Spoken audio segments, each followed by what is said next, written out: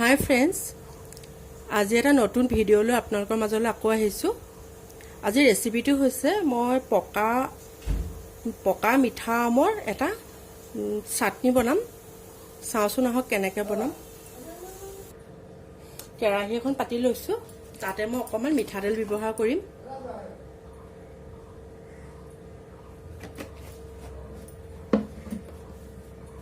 এইখিনি গৰম হ'বলৈ অকমান দিছো। তাৰ কাৰণে লৈছো মই পাঁচফোৰণ, তেজপাত দুখিলা আৰু শুকান জলকীয়া। এতিয়া যেহেতু আমৰে সিজন, আমি আমৰ যিকোনো বস্তু বনাই খাব পাৰো। এতিয়া কাষ্টাৰ্ডত দি খাব পাৰো।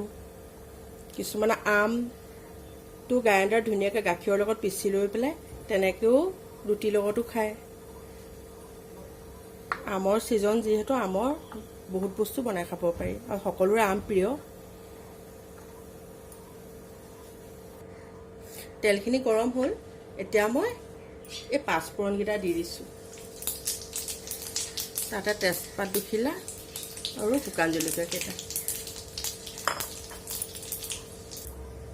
এতিয়া মই অকণমান হালধি ব্যৱহাৰ কৰিছোঁ। তাৰপিছত এই কাটি থোৱা 4টা পকা আম মই কাটি লৈছোঁ।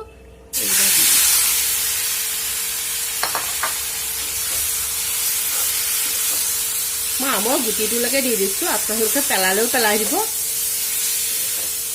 এইটো খাই ভাল পায় আমাৰ সকলোৱে।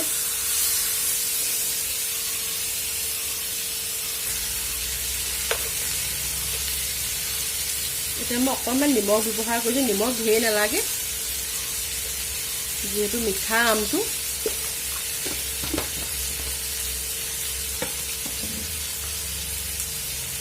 তাত এতিয়া মই অকণমান চিলি পাউডাৰ ব্যৱহাৰ কৰিছোঁ। জিৰা গুৰি অকণমান দিছোঁ আৰু লগতে মই অকণমান গৰম মছলা ব্যৱহাৰ কৰিছোঁ।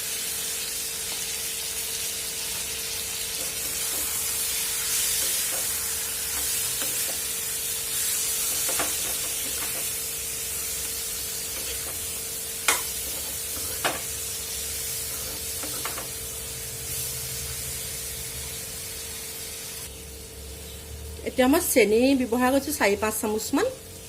মিঠাটো চাই পেলাই আপোনালোকে চেনিটো ব্যৱহাৰ কৰিব।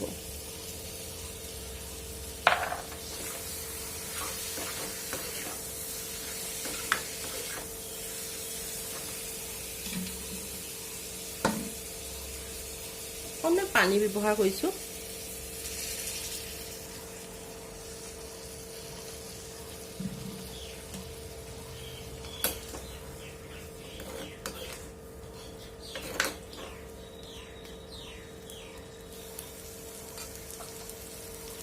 এতিয়া গেছটো বহাই অকণমান ঢাকনখন দি থৈ দিম।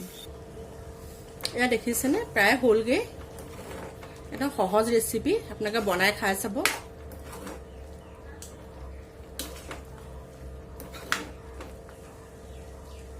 ভিডিঅ'বিলাক যদি চাই ভাল লাগে, লাইক কমেণ্ট শ্বেয়াৰ কৰিবলৈ নাপাহৰিব, লগতে ছাবস্ক্ৰাইব কৰি দিব।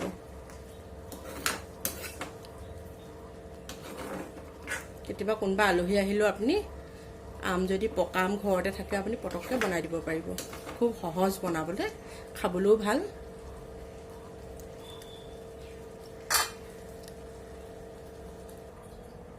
এয়া দেখিছেনে, কমপ্লিট হৈ গ'ল। এবাৰ বনাই খাই চাব, খুবেই ভাল পাব খাই। ভিডিঅ'টো শেষলৈকে চোৱাৰ কাৰণে ধন্যবাদ।